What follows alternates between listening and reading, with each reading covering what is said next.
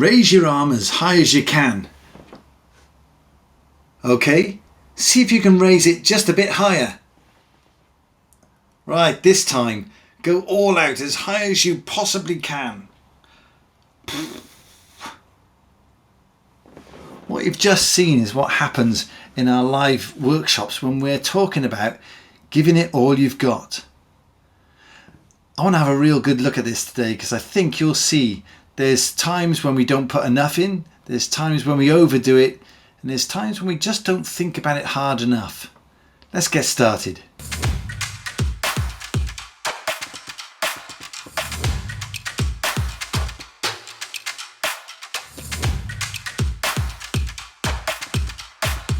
Hi, this is Simon Phillips, and this week's episode of The Change Show, as I said, is all about best effort. What's the right amount of effort to put in? What happens when we put all our effort in and it doesn't pay off? How should we feel about that? Is there a right or wrong answer? Well, let's stick around and investigate together. A few weeks back we talked about Pareto's law, the 80-20 rule, where basically 80% of the results you're looking for will be achieved in the first 20% of the time that you have available. Equally, the last 20% of the results that you're trying to achieve may take 80% of your effort. It's all about incremental improvement once you get 80% done, which is why a lot of practical people, pragmatists, talk about done is good enough. We'll polish it later. However, what we want to avoid is people thinking that we are doing a shoddy job, or people having an assessment of the work that we've done that they're not all that interested, which is not what we're saying. What we're saying is 80% is good enough. And in fact, most of the solutions you find where people have polished and polished and polished, you may have never seen. A lot of work gets polished in the background because people are too reluctant to release to the world their thinking, their ideas, their outputs. Those self-limiting beliefs get in the way of them actually delivering something. Get it out there. Help people to work with it and make it better for themselves, but it doesn't have to be perfect. I heard Gary Vee talking this week about how he hates perfection, because perfection is really just saying, I'm really, really upset, or I'm really, really concerned about what others think of this.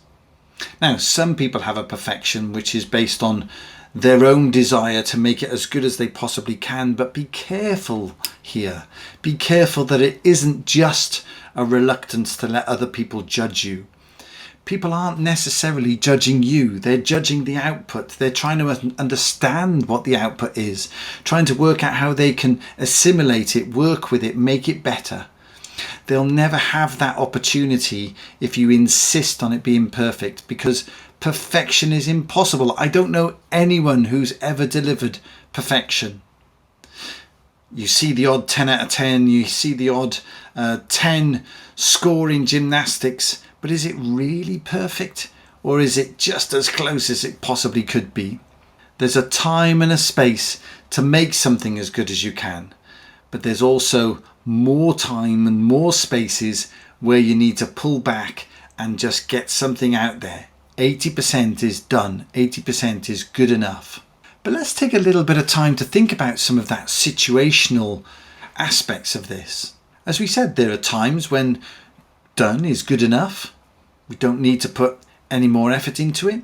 And there are times when only your best is good enough. Now that still may not be perfect, and I want you to get comfortable living with that concept.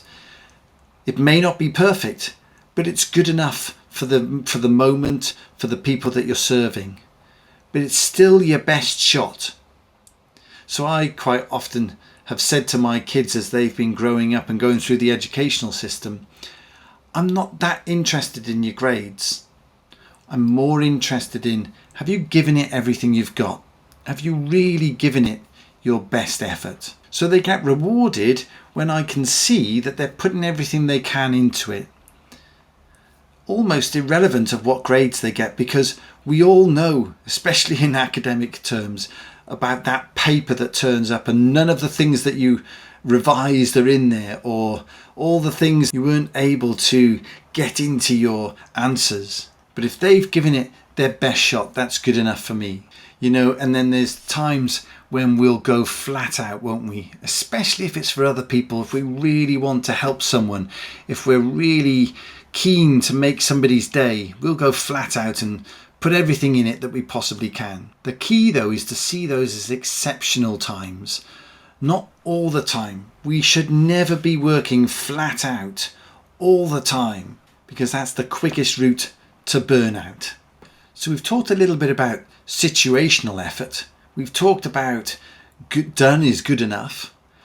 So the next dimension of best effort I want to explore is the link between self-worth and best effort. Because my suggestion to you is there should be no link. There are times when we're going to put our best effort in and we're going to achieve success. And of course we're going to feel great at that point.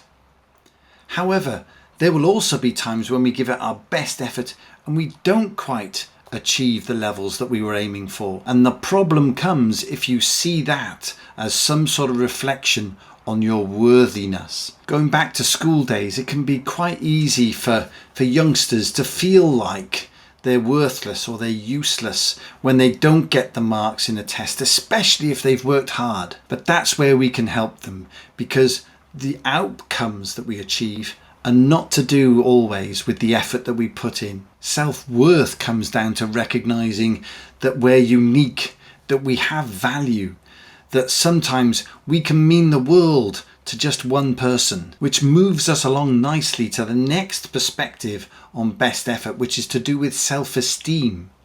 So if I've said that the outcomes are not relevant, what about the process of getting there?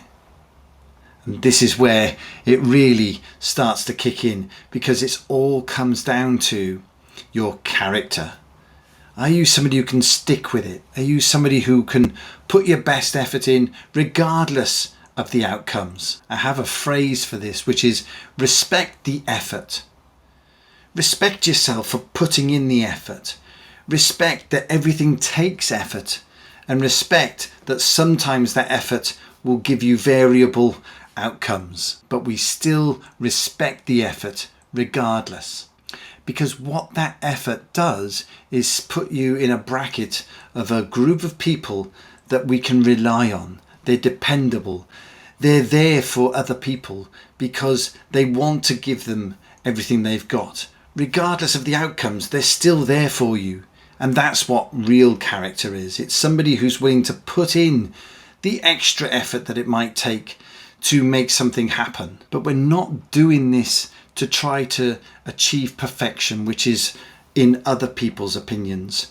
Character and self-esteem comes when you know that you've proven something to yourself. When it comes to best effort, you're constantly proving to yourself that you're there, you're going to put that best effort in, and you are the person you can rely on when you look in the mirror in the morning.